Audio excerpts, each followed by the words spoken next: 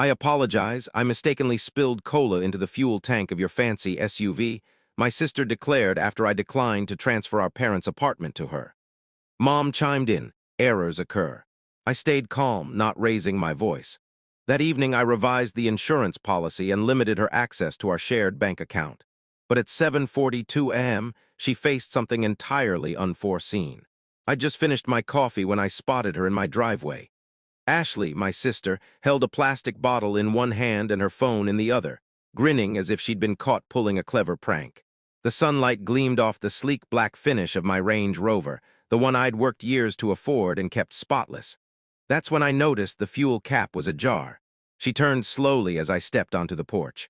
"Oh," she said with mock surprise, raising the bottle. "Sorry, I accidentally poured cola into your SUV's tank." Maybe it was a mistake. Maybe she confused it with the windshield fluid reservoir. She'd mixed them up before. But with that grin, it was tough to believe it wasn't intentional. My heart rate didn't spike, not yet. "You accidentally poured cola?" I asked evenly. Ashley shrugged. "It was in my hand. I thought it was washer fluid. Mistakes happen." Then Mom's voice came from the yard. She held her phone, clearly observing. "Mistakes happen," she echoed. No regret, no concern, just disregard. I looked at them both, hands in my pockets. The same pockets holding the keys to more than just this SUV. The same pockets where I kept my composure, already stretched thin. In my mind, I'd already calculated the cost. Ashley wanted the apartment. Our parents' city flat left to us both. She'd been pushing for months to have me sign it over. I'd refused, knowing she couldn't manage it without tapping the family funds. This was her response. Not a discussion, not a dispute. Just a bottle of cola in the fuel tank. I didn't shout or swear. I didn't even inspect the SUV. I walked past them, opened my front door, and went inside. From the kitchen window, I saw her place the bottle on the curb like she was discarding proof. Mom murmured something, and they both chuckled. The laugh of people who believe they've triumphed. That night, I made 2 calls. The first was to my insurance provider. "I need to update my policy," I said, reciting the VIN from my records. "Also, only I'm authorized to touch this vehicle." The second was to my bank. "Remove Ashley Carter from the joint account, effective now." Both calls ended with a sense of finality, like bolting a door shut. When I went to bed, the street was silent. The SUV sat under the streetlight. Fuel cap still open, but I didn't care. I had a different kind of drive now, one that didn't come from any tank. And at exactly 7:42 a.m. the next day, she was about to face a very different brother. As the first rays of sunlight slipped through my blinds, my choices were set. My phone was still warm from the calls. Insurance, then the bank. Ashley's name erased from the shared account. My SUV secured. I moved through the kitchen quietly, coffee brewing, recalling 3 months prior when I'd handed Ashley a check for her mortgage. She'd been in tears, vowing to repay me when things improved. They never did. 2 weeks later, she called a broken fridge an emergency. I paid for a new stainless model without question. Family supports family, right? Now, that same family was giggling while cola corroded my SUV's fuel system. My phone buzzed, family group chat. "Mom, you're overreacting, it's just cola." Ashley, "Get it cleaned out, no big deal." No big deal. I stared at those words until they blurred. To them, it was trivial. They thought I'd cover the damage and move on, as always, but I knew better. There were no mistakes in this family, only plays in a game I hadn't been engaging in for years. That was about to change. I opened my laptop. The plan wasn't loud or chaotic. It would be exact, the kind of move that shifts everything. And if Ashley thought I'd stay passive, she was about to learn that silence isn't defeat. At 7:42 a.m., a loud knock on Ashley's door shook picture frames and roused neighbors. She stumbled to the door, hair disheveled, in the same oversized tee she'd slept in. Opening it, she froze. 2 people stood there. One in a blue jacket with a First Union Bank logo, the other with a badge and clipboard from the city collections office. Both looked like they did this daily and weren't here to bargain. "Miss Carter," the bank rep said, peering past her into the hall, "we're here about your car loan default. As of today, the account is past the grace period. The lender has authorized repossession." Ashley blinked, shaking her head. "No, no. The payments are automatic. My brother—" "Not anymore," the city official cut in, holding up a folded notice. "Read this. Your property tax payment was due on the 1st. The payment source is frozen." Her throat tightened. She stepped back and called her husband, voicemail twice. On the 3rd try, he answered, voice strained. "What happened to the rent check? The landlord called, it bounced." He said they had until Friday to fix it or they'd be evicted. Ashley felt heat rising in her neck. Something's wrong with the account. Her phone buzzed again. Mom, she answered instantly. What did you do? Mom's voice was sharp, furious. I tried to pay the electric bill from the joint account. It's blocked. Everything's locked. Ashley pressed a hand to her forehead as the room spun. Outside, a tow truck arrived, its hydraulic arms clanging. The bank rep walked past with his clipboard, ignoring her. It hit her then. This wasn't random. This was the consequence of my actions to safeguard my assets, and she knew whose move it was. By noon, the family group chat was flooded. My phone vibrated nonstop. Mom, what did you do? Ashley, you can't take my money. Mom, this is too far, Mark, over cola. Ashley, think you're smart, wait and see. I muted the chat and let them talk. I had work to do. This was never about cola. It was about years of them treating me like an ATM. I'd covered Ashley's missed mortgage payments, not once, 3 times. I'd replaced her fridge when it failed, even delivered it myself. I'd given Mom cash for sudden repairs that never seemed to fix anything. And when I said one firm no, you can't have the apartment, they crossed a line with a grin and a bottle of Diet Cola. That line was no longer vague. It was solid. At 1:14 p.m., Ashley called. I didn't pick up. At 1:16, she tried again. I let it go to voicemail. At 1:18, Mom called. This time I answered. What are you doing? She demanded, skipping pleasantries. Ashley's crying. The bank's here. They're taking her car. I leaned back, watching the tow truck outside my office haul away her white SUV. Sounds like a rough morning, I said calmly. This is unnecessary, Mark, Mom snapped. You're making life harder for your sister over an apartment. Hurting her? I gave a humorless laugh. No, I'm protecting my assets from someone who poured cola into a $70,000 engine because she didn't get her way. Mom started to respond, but I continued. And that apartment you call trivial? Dad's name is on the deed. He wanted me to retire there. You don't get to rewrite that because Ashley can't manage her finances. Silence. Then she said what I expected. We're family, Mark. Family forgives. Family respects, I corrected. Forgiveness is earned, respect is mandatory. I hung up before she could reply. By 2:30 p.m., my lawyer texted. Changes processed, joint accounts secured. New beneficiary designations confirmed. I read the message, feeling the shift, not just in funds, but in control. Outside, heavy rain began, pounding the roof. Somewhere across town, Ashley was likely staring at her empty driveway. Mom was probably calling relatives, saying I'd turned cold. They'd call it betrayal. I called it balance. Deep down, there was no thrill or victory, just the certainty that the dynamic had shifted and I was no longer their pawn. When my phone buzzed again, I didn't check it. I turned it off.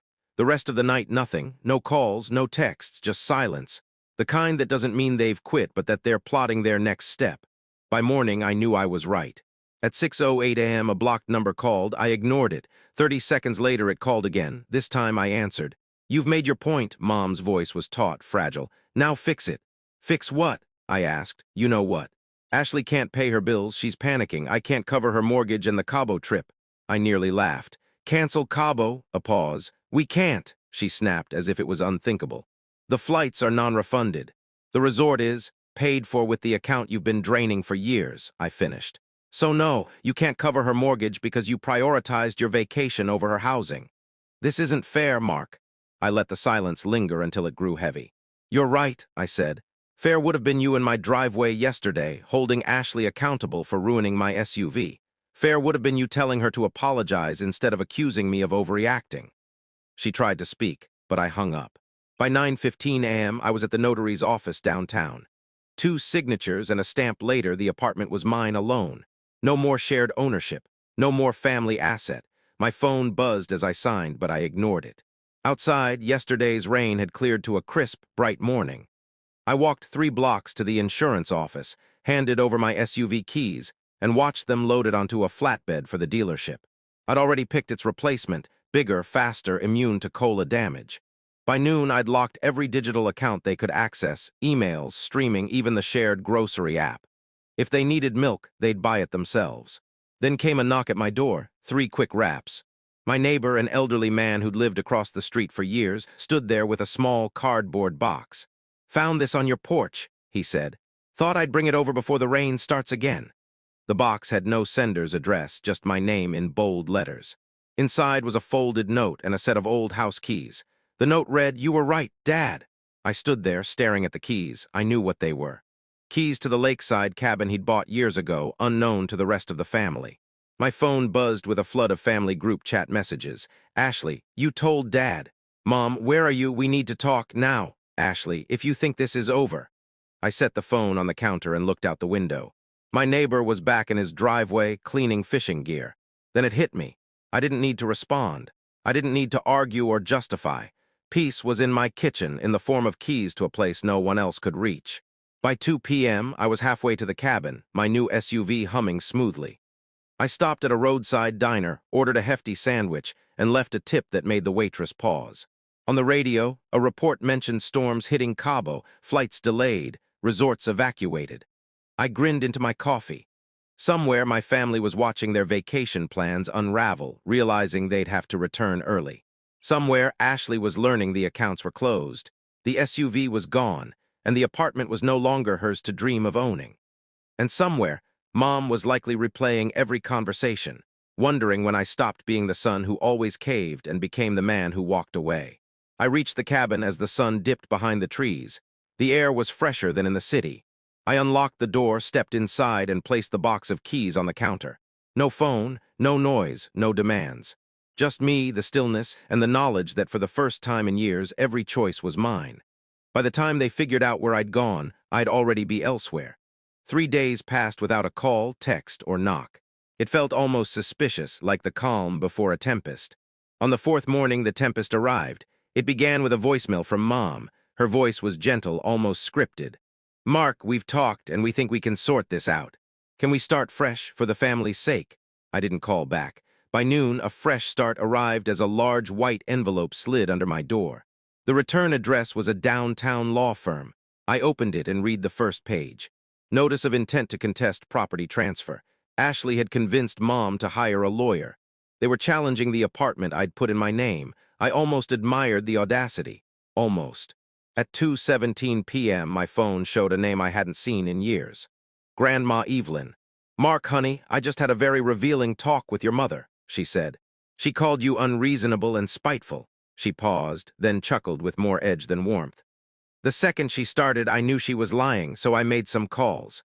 Did you know she's been using the family trust for her vacations? I stayed silent. Well, Grandma continued, I've decided to make changes, and no, she doesn't know yet. The next morning, Mom found out. Grandma had driven 2 hours to the city, gone to her lawyer's office, and rewritten her will. Not just tweaked it, overhauled it. Mom's inheritance was cut to a single symbolic dollar. The estate's bulk was assigned to me. By 9 a.m., my phone was flooded with messages. Mom, what did you say to her? Ashley, this is vile, you're turning her against us. Mom, fix this before Cabo or don't call yourself my son. I didn't reply. Instead, I called Grandma. She answered after 2 rings. Sweetheart, she said, I've been thinking you shouldn't spend Thanksgiving alone. Come over, I'll make your favorite pecan pie with that crust you love. That night, I packed a bag and drove to her place.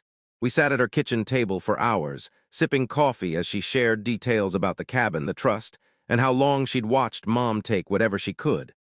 By midnight, we had a strategy. Not for vengeance, not for settling scores, for protection.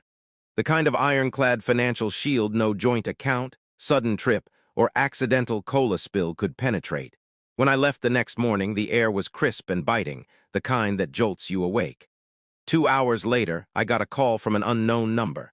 A woman's voice, brisk and professional, said, This is a courtesy notice from Horizon Realty. Your sister's emergency mortgage relief application was denied. Would you like to be removed as her emergency contact? Yes, I said immediately. The day unfolded slowly, like dominoes toppling one by one. First, Mom's Cabo flight was grounded due to coastal storms I'd heard about. Then came calls from her travel insurance. Apparently, her non-refunded resort booking was refundable. The catch. Refunds could only go to the original payment account, which I'd closed.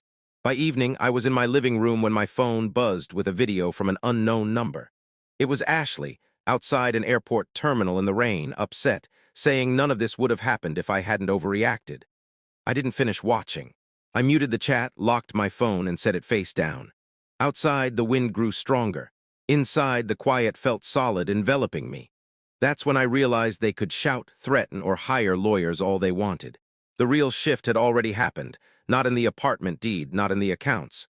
In me, they no longer held a key to my door or my mind. The next morning, I dropped off a sealed envelope at my bank. Inside was a letter to my account manager, naming Grandma as the only co-signer on a new account. The trust funds she'd reassigned to me were already transferring. When I stepped outside into the sunlight, I didn't check my phone. I didn't need to. Somewhere they were scrambling to regain control of a game they no longer ran. And somewhere Grandma Evelyn was probably at her kitchen table, sipping coffee, smiling that sharp, confident smile, knowing we'd won, quietly, completely, without raising our voices. The knock at my workshop door came just after dusk. I opened it to find my father, in his familiar leather jacket, hands in pockets, looking like he'd rehearsed his words for days but didn't know where to begin. "I was nearby," he said. We both knew that was a lie. Our family didn't do drop-ins. He stepped inside, glancing at the tools, the half-finished project on the lift, the now hiring apprentice sign. He didn't comment, but I saw pride and regret in his eyes. "Your sister," he started, then paused. "She's struggling." I leaned against the workbench, letting the silence speak. He shifted, uneasy. "She wants to fix things," he said. "We're having a barbecue next weekend. Family's coming, you should be there." I pictured it. The long table, fake smiles, whispered jabs. The same people who stayed silent when Ashley poured cola into my tank and called it a mistake. "Dad," I said, "you ever try fixing something when the base is still cracked?" He looked at me, then at the old fishing rod in the corner, the one he'd given me years ago. "Boat's still in the shed," he said. "We could take her out Sunday, just us like before." For the first time in months, my chest felt lighter. That Sunday, while the family fired up the grill, I was on the water. The lake was still, the autumn air sharp. We barely talked, just cast lines and watched the ripples. Halfway through, he spoke. "Son, maybe one day you'll find a way back to them, or maybe you won't, but don't lock yourself out." I didn't respond. I didn't need to. By dusk, we headed back. At the dock, he put a hand on my shoulder. "Whatever happens, I'm proud of you." That night, alone in my workshop, I thought about his words, and I'll ask you the same. When blood pulls you back, but history pushes you away, which do you heed?